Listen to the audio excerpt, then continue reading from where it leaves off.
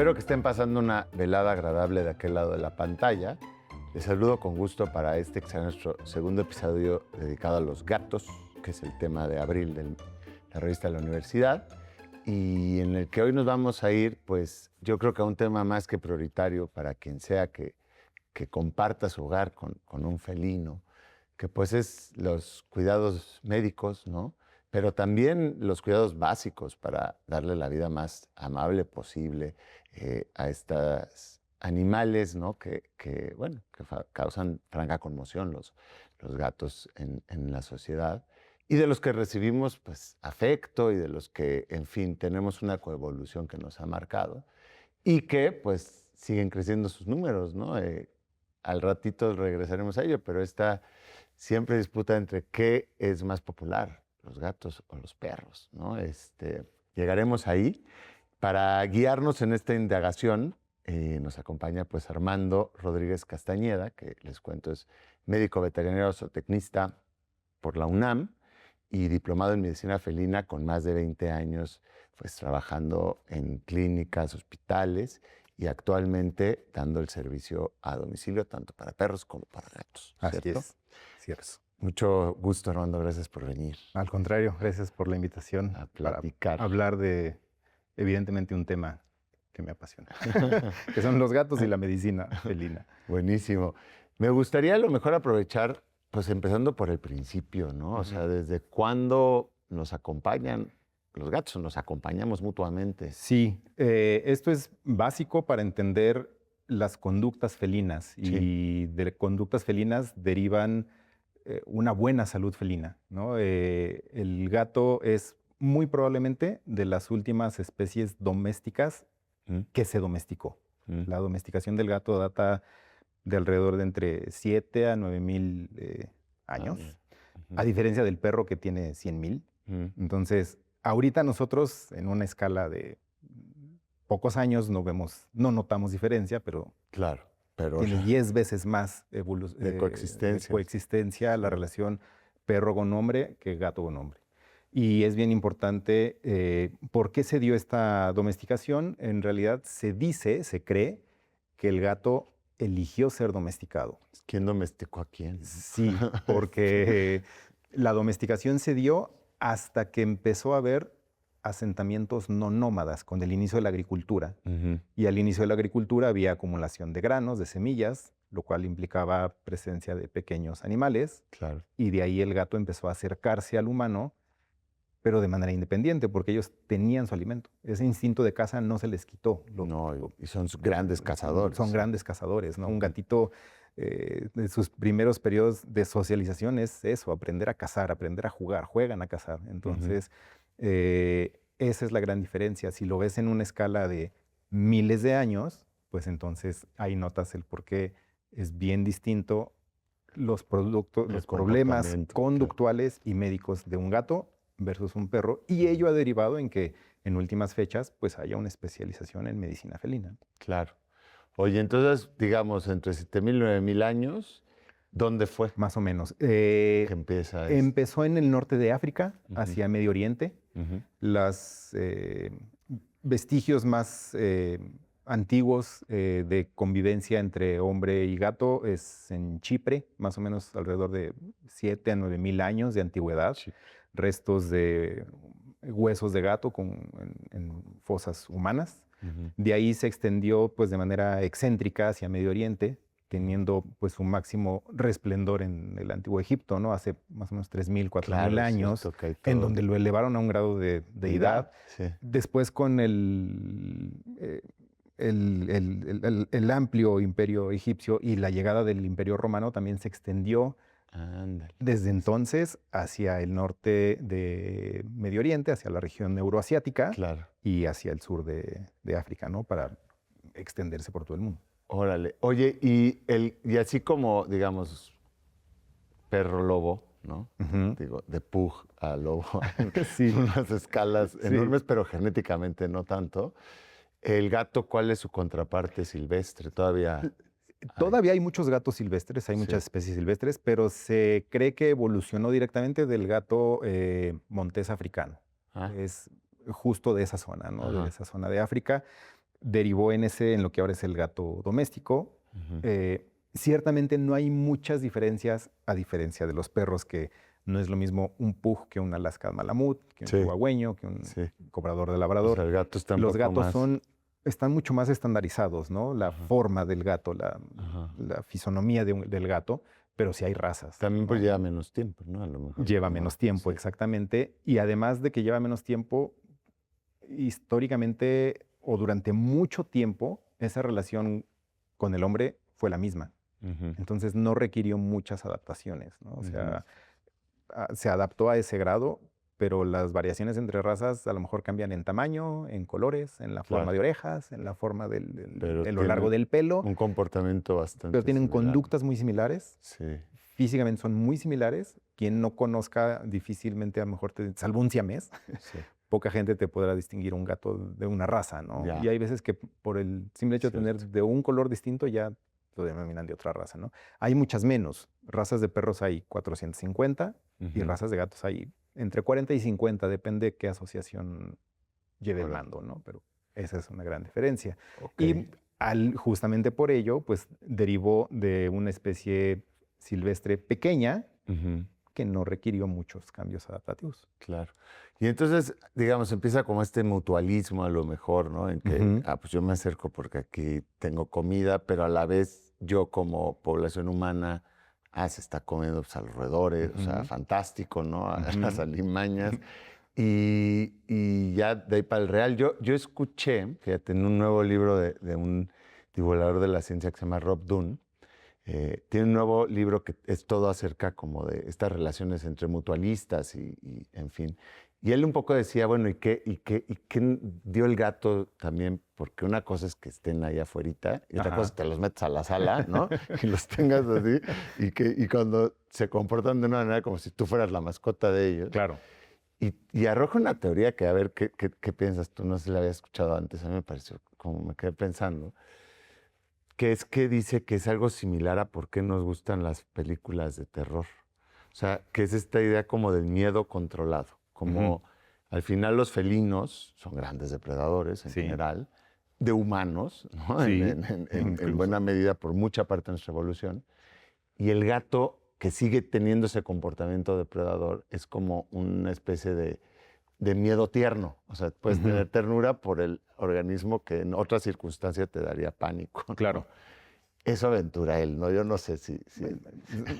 Tiene mucha lógica cómo lo expresa y esa comparativa con las películas de terror, ¿no? Y pues sí, ¿no? Al final podríamos complementar con ese dicho, ¿no? Que dice que acariciar un gato es tener el placer de acariciar un tigre, ¿no? Exacto, ¿viste? Sí, algo hay de eso, no lo había sí, pensado. Justamente, ¿no?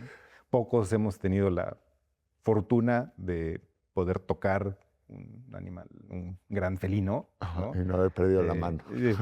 Yo particularmente, cuando estudié en la facultad, ahí era uno de los centros de producción que tiene la facultad, albergaba, o alberga, no sé todavía, a la que en su momento fuera la mascota de la universidad. Entonces, a mí me tocó, cuando murió una de las que duró mucho tiempo, que fue Toshka, a inicio de los 2000, ya la jubilaron, pero se adquirió una nueva puma. Entonces, cuando llegó ella, que era Mistli, pues era la sensación. Entonces, como alumno, si te tocaba ir a tomar clases al centro de producción, era obligado meterte a su encierro, acariciarla, jugar con ella, porque además era obligado también que ella se socializara con personas. Tenía que irse, claro. Claro, entonces... ¿Y era mansa? Sí, estaba chiquita. No recuerdo qué edad tenía, pero era una puma chiquita. O sea, yo creo que pesaba, ponle unos 12, 14 kilos, como si fuera un Maine Coon, que es la raza más grande de gato, pero era un puma, ¿no? O sea, al final un puma, y quienes seguimos yendo, a eso a mí me tocó más o menos en el segundo año de la carrera.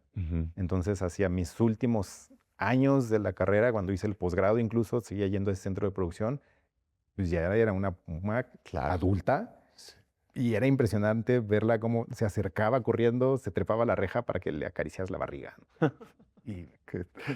Claro, con un comportamiento. Un comportamiento de gato. Qué chistoso. No dejan de ser gatos. O los gatos no dejan de ser grandes sí. felinos, ¿no? Como lo quieras ver. Oye, y bueno, y ya, digamos, lo que sí es que están muchas de las claves para comprender un poco el gato en la actualidad, ¿cierto? Sí, sí, claro, porque de esas conductas, de ese modo, de ese entorno, incluso en donde florecieron esas civilizaciones, dependen conductas actuales de los gatos. Claro, claro. ¿Y cómo es, digamos, el gato en el siglo XXI? Actualmente, el gato, ciertamente yo creo que, aunque es debatible y siempre será, como decías ahorita, tema de debate, ¿qué es más popular, perros o gatos? Sí. Indudablemente perros, eso es un hecho, pero quien es amante de los gatos yo diría que es mucho más fiel hacia en el sentido recíproco. Porque quien tiene un perro sabe que el perro el perro te pide cariño y generalmente el dueño de gato sabe que el gato no pide cariño. Tú pides cariño del gato y lo llegas a acostumbrar. El gato en la actualidad se han roto muchos paradigmas, mitos acerca de las conductas del gato. Los gatos se logra que sean caseros, 100%, que sean amigables, que sean cariñosos, que si tú saliste a trabajar y regresas, te reciben en la puerta, te siguen, pero sí, ciertamente ellos deciden si lo cargas, ¿no? Sí. Ellos deciden si le acaricias la barriga o si solo le acaricias la cabeza. Son manipuladores, eso es muy cierto, pero actualmente se tiene esa relación. ¿Y por qué digo que el propietario de gato es mucho más fiel? Justo por eso, porque sabe que el gato, al tener esa independencia, busca tener ese apego del gato hacia él. Un poquito adelantándome, ciertamente las estadísticas dicen que al menos en México más o menos el 57% de los hogares tienen mascota. Ah, sí. Pero de ellos solo el 15% tiene gatos. Ah, sí. Pero tiene al menos uno. Sí. Los hogares con perro, hay muchos que tienen un solo perro. La gran mayoría tiene uno solo. Ajá. Y los hogares con gatos, la mayoría tiene más de dos. Ándale. Entonces, hay menos gente que tiene gatos, pero son más. Pero hay más gatos. Oh. Por propietario, me explico, por tutor, ¿no? Claro. Funciona ahora. Claro. Yo en ese eterno debate de qué es más popular, en efecto depende en qué región del mundo estés, por ¿verdad? supuesto. Porque si te vas a Irán o a Medio Oriente. Claro. O hay varias regiones, digamos, que los perros no están bien vistos. En fin, hay cosas, una expresión cultural. Sí, ¿no? cultural.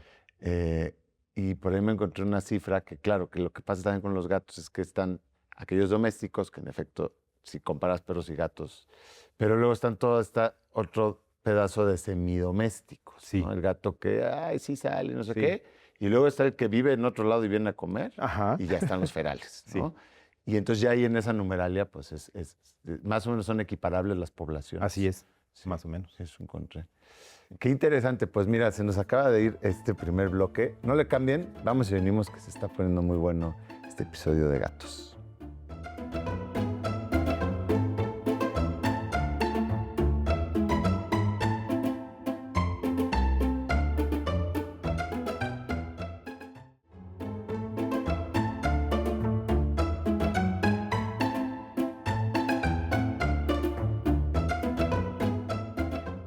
Qué bueno que no le cambiaron o se acaban de sintonizar, pues estamos platicando de gatos, estamos platicando de la evolución de los gatos para empezar a entender un poco el comportamiento que tengan y también así los cuidados básicos y su medicina, que es hacia donde iremos ahora con Armando Rodríguez aquí.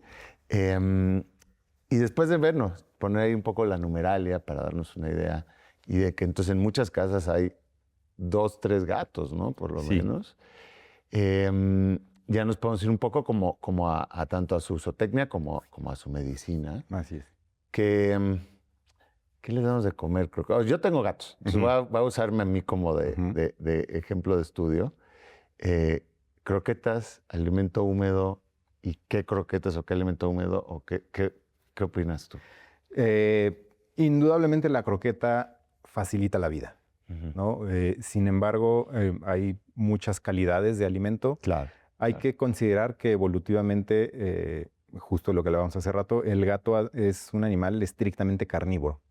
Por ende, sus requerimientos de proteína son altos. Entonces, yo en lo general, siempre cuando algún tutor de un gato que va a adoptar un gato, se va a hacer de un gato, me pregunta cuál es el mejor alimento, no recomiendo una marca por su precio, por nada, sino el que tú como tutor más puedas solventar el mayor tiempo posible, pero fíjate que esté alto en proteína, lo más alto posible. Buen dato. Idealmente, proteína de origen animal. Claro. Porque estructuralmente es muy distinto una proteína vegetal, como el chícharo, el frijol, ¿no? A una proteína, la soya, a una proteína animal. Tiene aminoácidos que no tiene la proteína vegetal. Correcto. Y esa deficiencia de aminoácidos pues, puede acarrear problemas de salud en gatos, ¿no? Por ahí alguna vez alguien me mandó una foto de una persona que era vegana, de un alimento vegano que vendían en Estados Unidos para gatos, pero esa era a base de proteína vegetal. Entonces, si está suplementado, o sea, si tiene esos aminoácidos que para el gato son esenciales, están suplementados, es medianamente aceptable, ¿no? Pero la digestión y todos esos años que tienes como evolución para digerir proteína animal, pues no la puedes sustituir, ¿no? No, claro. Actualmente se recomienda que el gato consuma alimento húmedo. O sea, sí, lo ideal es, la dieta hacia acá es como el mantenimiento y idealmente que coma dieta húmeda al menos una vez al día. O sea, entonces, que haya variedad. ¿Y qué ventaja tiene el gato conductualmente? El gato come aproximadamente unas 14 o 16 veces al día. Son súper. Pero hay veces que va y come 2 croquetas. Ajá. Y hay veces que va y se acaba medio plato, ¿no? O sea, pero distribuye esas 12 o 14 veces a lo largo de todo el día, incluso durante la noche, ¿no? Hay algunos gatos que ya tienen el ritmo del tutor y duermen de corrido toda la noche, pero eventualmente a media madrugada se levantan por un bocadillo nocturno, les digo yo, y se vuelven a acostar. Pero por ese hábito alimenticio, generalmente no es un problema que una vez al día coma el alimento húmedo, ¿no? El equivalente a un sobre comercial, a media lata, incluso una lata. Lejos de lo que se cree, mucha gente dice es que si come mucha lata se va a poner gordo. No, porque ese alimento, justamente su nombre lo dice, es húmedo. Le estás dando un 70% de agua, o hasta 85%, depende de la marca, ¿no? De cómo esté hecho. Entonces, de esos 100 gramos de alimento, son 15 de alimento en realidad y el restante es agua. Entonces, es además un muy buen aporte hídrico, ¿no? Los gatos, por su evolución de Medio Oriente, de clima seco, de inicio de la agricultura, tienden a beber poco. Tienden a beber poco. Entonces, hay que estimular su consumo de agua y una forma de estimular su consumo de agua es, por decirlo de un modo, que coman agua, ¿no? Entonces, si tú le das alimento en sobre o alimento enlatado, está complementando ahí. O sea, y también es cierto que luego el platón de agua así como que no les resulta tan atractivo. Sí, no les resulta tan atractivo. O sea, si se mueve el agua Si se mueve es mucho más llamativo para ellos, ¿no? Porque el agua estancada no les gusta, les genera un olor que no les gusta. ¿A quién no? Y el agua corriente les es más agradable, ¿no? Esto últimamente es mucho más fácil porque hay gente que tiene la costumbre mal de decir, le abro la llave del grifo para que beba. Sí, cuando no estés, no bebe. Si te sales de fin de semana, el gato no bebe. O le dejas abierto todo el tiempo, no hay responsabilidad, ¿no? Sí. Pero entonces, ahora hay fuentes. Sí, la fuente que conectas a la luz ya está todo el tiempo cayendo agua corriente y eso les encanta, ¿no? Van, beben, la toman con las manos, entonces eso es... Sí, chistoso porque hay una especie de aversión, bueno, también, digamos, en el género cultural, la aversión del gato al agua, claramente que hay algunos individuos que es lo contrario, ¿no? Pero es esa versión, pero a la vez si se está moviendo así fresca, claro, como que hay incluso un juego, pero y beben mucho. La juegan, la toman incluso con sus manos. Es estimulante. Es estimulante. Y yo en mi práctica recomiendo que tengan una fuente, 2 fuentes, 3, depende del número de gatos que tengas, del tamaño de tu casa donde los tengas. Y no está de más que tengas también pues un tazón, ¿no? con agua. Habitualmente. Que se cambie con frecuencia, que se lave con frecuencia, idealmente evitar el acero inoxidable porque refleja luz. y eso no les gusta. Les gusta ver el agua, les gusta ver el fondo. Entonces, por ejemplo, un tazón de cerámica, perfecto. Un tazón de vidrio, perfecto, porque además lo ven y ven un cuerpo de agua transparente, ¿no? Puede simular. Es como, mira, ese es un buen tip. Sí. Y la ventaja que tiene el gato es que aunque le pongas un plato, no lo tira, ¿no? O sea, no es brusco para beber, ¿no? Delicadito, lo toma y... Sí. Es algo que se espante, ¿no? Sí, pero tú puedes ponerle un vaso y no lo va a voltear. Oye, y alimentos que sería bueno no darles, porque luego claramente cada casa es distinta y hay quienes le están como si fuera perro y ofreciendo mientras come. Sí. Y me imagino que pues ha de haber un montón de cosas que no les caen bien, ¿no? Sí, idealmente el menor consumo de carbohidratos posible, como en casi todas las mascotas, siempre los veterinarios lo decimos, no ajo, no cebolla, porque en grandes cantidades o en pequeñas a largo plazo pueden ser tóxicos a nivel hepático, a nivel sanguíneo. El consumo de pasas también, y de uvas les hace daño. Sí. Tienen ahí unos elementos que pueden causar daño hepatorrenal. Y bueno, es como alimentarnos nosotros, ¿no? Alguna vez alguien me decía, no hay dietas chatarras, no hay alimentos chatarras, hay dietas chatarras, ¿no? Entonces, oye, ¿le puedo dar un pedacito de mi comida? A lo mejor yo soy el peor ejemplo para decir que no. Yo tengo 6 gatos. Pues mira. Y pues a veces les doy pollo, ¿no? O sea, y les encanta. Sí. La gran ventaja que tienen es que no llega, es raro el gato que le sea indispensable que le des para que coma. No, pues. A diferencia del perro, ¿no? Se puede en esta siempre odiosa comparación, es muy probable que un perro te diga, un dueño de un perro te diga, es que si no le pongo pollo no come. No, el gato, si no le das pollo, se va a enojar y se va a ir a sus croquetas y va a comer. ¿No? Entonces... Claro, los perros son omnívoros, ¿no? Esa es otra que ellos comen de todo. Pero, digamos, a un gato no le está dando aguacate, ¿no? No es lo ideal. Sí. En general, bueno, si se les va a compartir algo que sea proteico. ¿No? En algunos padecimientos incluso podemos recomendar dietas caseras. Lo más accesible y fácil es pollo cocido y es una muy buena proteína, sí. ¿no? Con una muy buena calidad para ellos. La idea caricaturesca de la leche, de darle leche al menino. Mira, ciertamente la gran mayoría de los gatos son intolerantes a la lactosa. Eso es lo que me imagino. Entonces, de entrada, pues sí, era algo caricaturesco. No toman pura leche, toman agua. Un gato, como la gran mayoría de los animales, una vez que se destetan, no requieren leche, pero les gusta, ¿no? Les gusta la leche. Si es deslactosada, yo creo que no hay inconveniente. Hay un colega argentino incluso que recomienda en pacientes viejitos con daño renal, en esa época en que beben poco, él dice, dale leche. Mira que... deslactosada. Oye, o sea, la leche es 90% agua. Claro. Un poco y lo poco que tiene de más es proteína y es baja en carbohidratos. Entonces, no de primera intención, pero sí puede ser un recurso para que nos ayude en ciertos casos, ¿no? Para que... Ahorita que decías de gato viejito y bueno, daño renal, también es clásico que se les caen los dientes. ¿Eso depende de la alimentación? Depende en parte de la alimentación, de un descuido por parte del tutor en cuanto a higiene o salud oral. Y hay en algunos casos gatos que pueden desarrollar alguna enfermedad que se llama gingivoestomatitis, en lo cual el organismo detecta la presencia de ese diente como un alergeno, lo ataca y lo empieza a degradar, ¿no? Entonces empieza como una gingivitis severa, y tiene que ver también la placa bacteriana para que el sistema inmune diga, sí, aquí hay algo extraño, lo ataca, e incluso causa una resorción ósea, una resorción dental y pérdida de la pieza.